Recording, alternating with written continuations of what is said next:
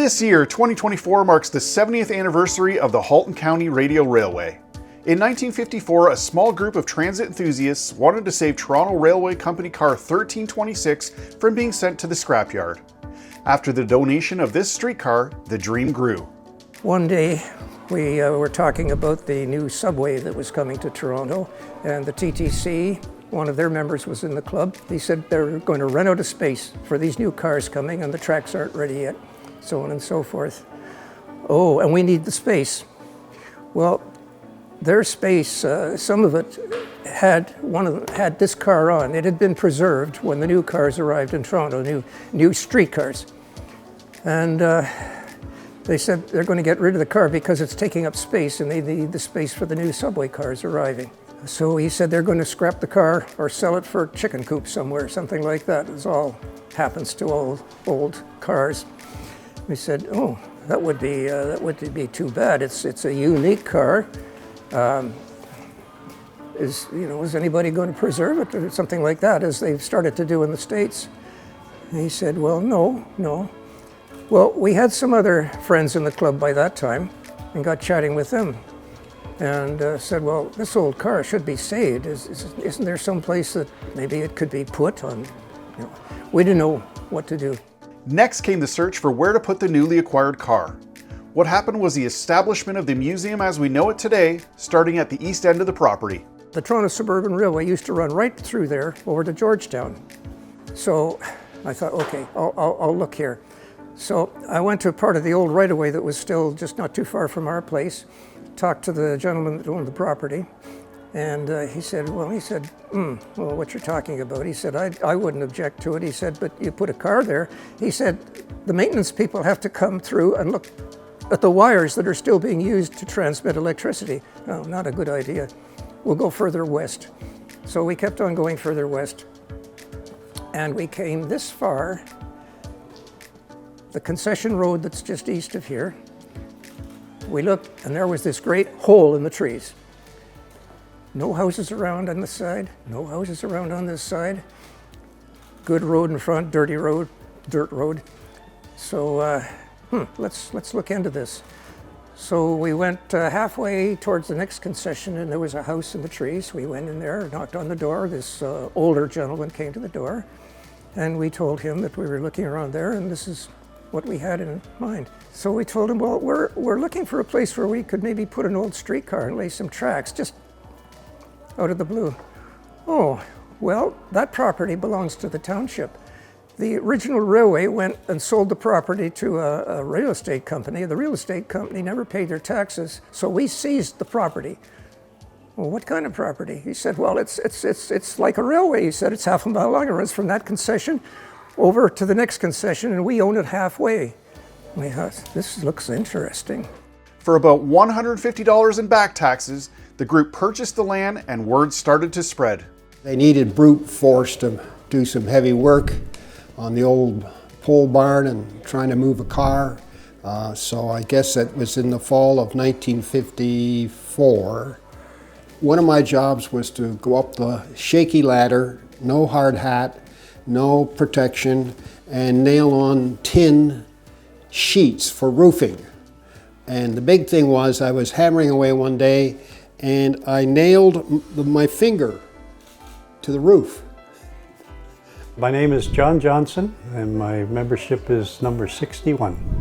I came out with my brother in March 1960. I was 14.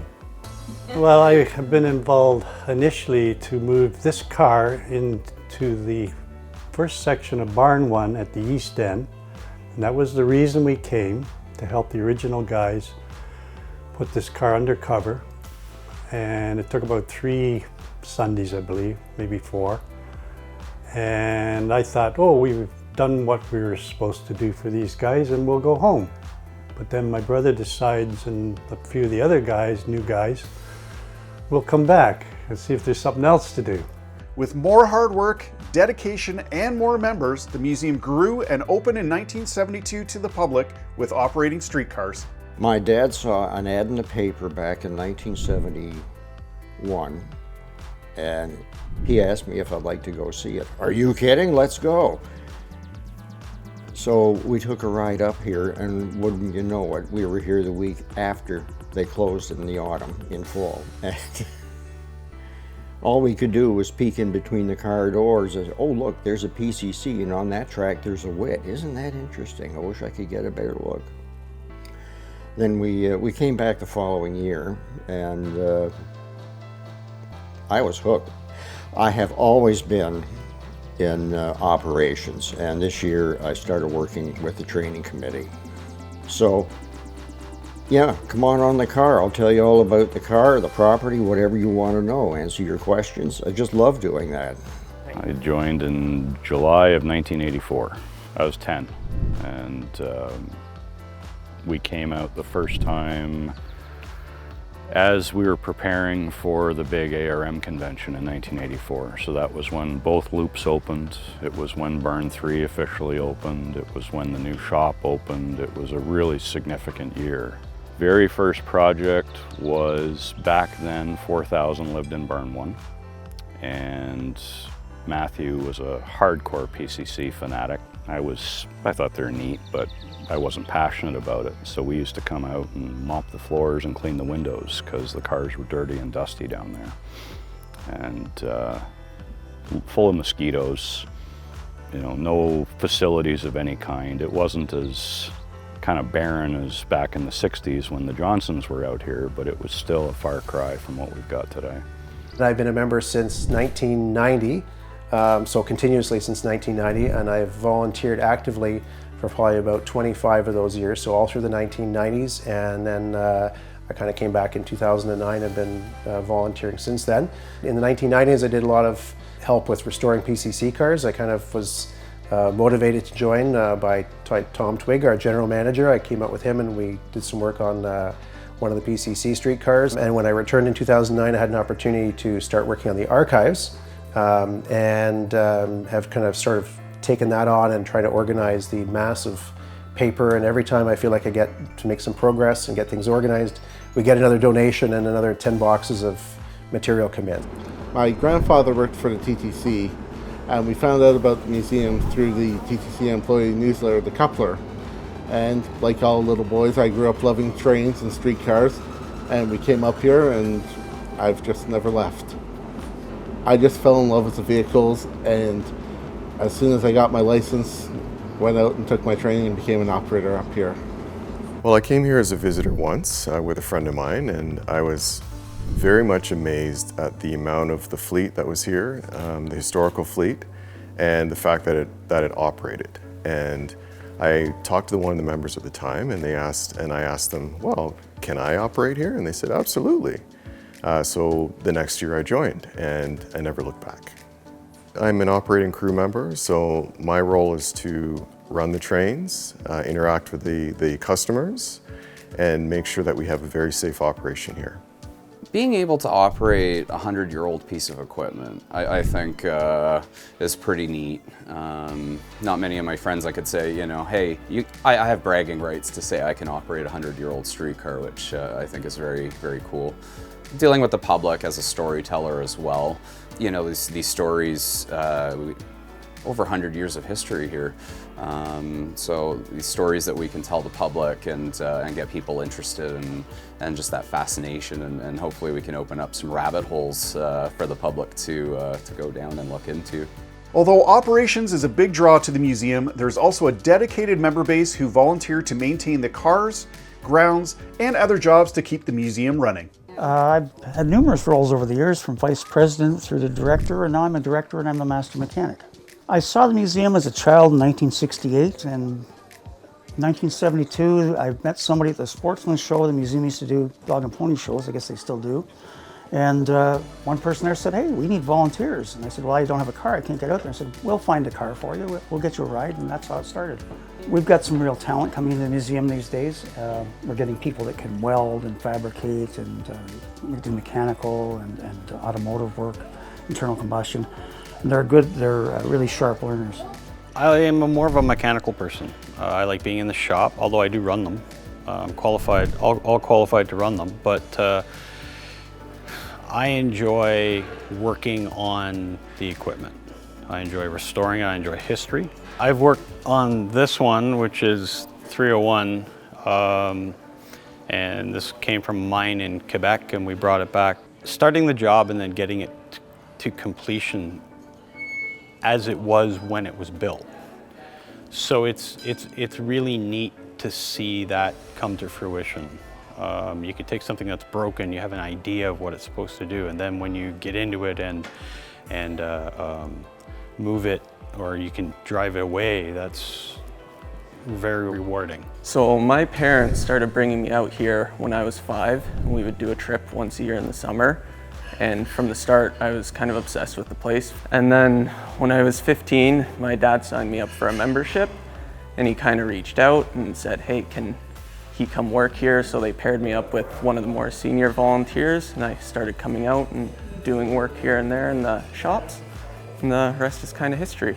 So I mainly work in our maintenance and restoration department, doing everything from day-to-day service on our operating cars and taking part in our bigger restoration projects, but also wherever there's projects going on, I'll do some buildings maintenance, grounds maintenance, special events, a little bit of operations during our Christmas season. I've been a member here for a little over 8 years now. So the roles I play here at the museum, in the main part, I work in the maintenance shop, working on various projects on the main operating fleet and the restoration projects of potential future operating fleet. I do help with operations as required. So sometimes special events, I'll jump in there and I'll haul operate, or if there's a day that they need help, I'll do that as well. Actually, this September will be 15 years that I've been a member here. I play many roles here, as we like to say, many different hats. Originally, I started at the museum as an operator, so I went through the training course and got qualified. I did that for about 7 years, 7 and a bit. Absolutely loved that. That was one of my main focuses. I'm determined to knock off a goal that I have, and I have quite a few different goals for at the museum. So that was the first one. After that, I wouldn't say it was a goal, but I ended up on the board.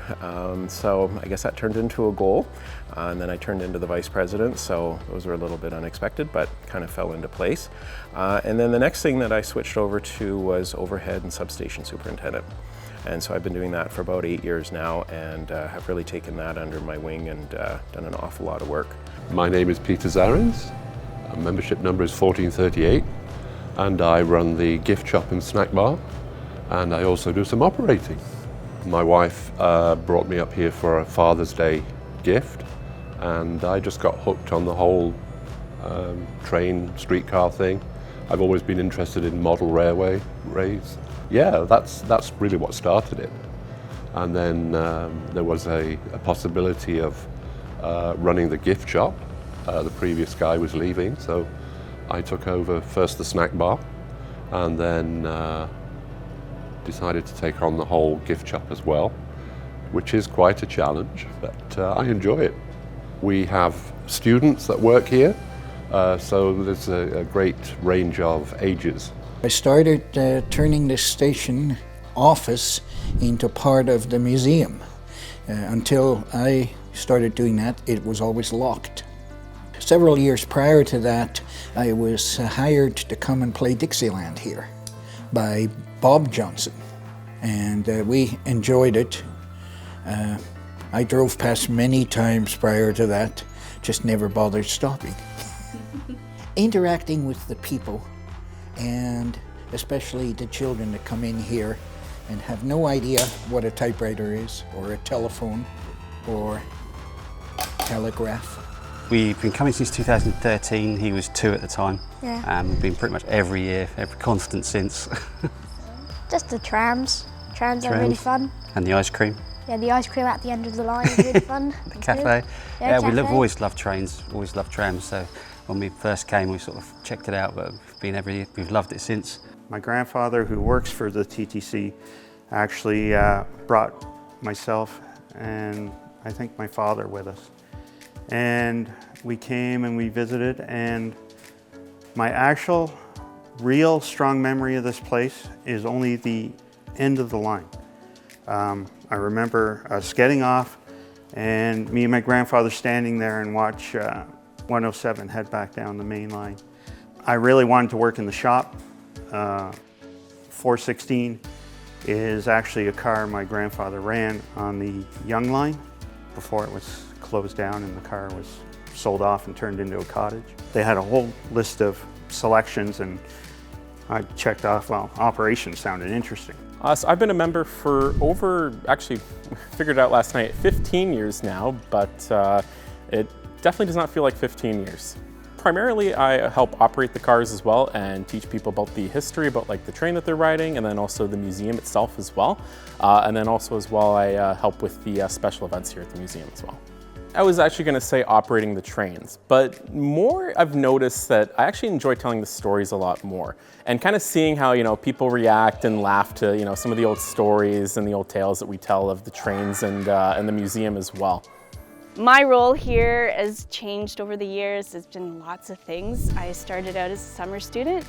I was a tour guide, so it was a lot of fun. History is one of my passions, so it was a great job. From there, I just sort of got involved, just asked about projects and how I could help out.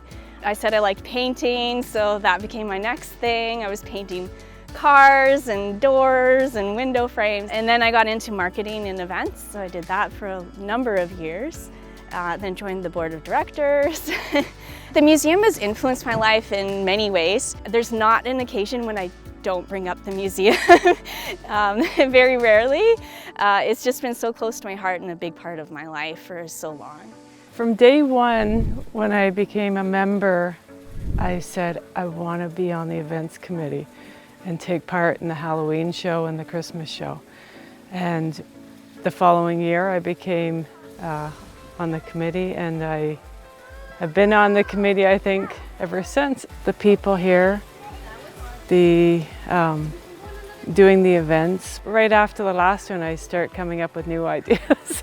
I'm the social media manager for the museum. I also do a lot of photography here, and I've been learning in the shops how to maintain and restore the old streetcars. And I'm also leading the restoration on Hamilton's last streetcar, HCRR number 521. I just love the old equipment, and I love the old photographs that come with it, and that it's a bit of an interactive museum. If you become a member here, you can actually work with the mechanics on the old equipment. So that to me was huge, that I could get involved and try and make a difference. Any other organization I've belonged to, I've never seen it quite as strong and cohesive as it is here. And sure, there's disagreements and there's differences of opinion and whatever, that's life, but everybody still respects each other. We're all dependent on each other, we're all a team. I think, you know, the culture here is something that is incredibly unique, and we need to do everything we possibly can to preserve it.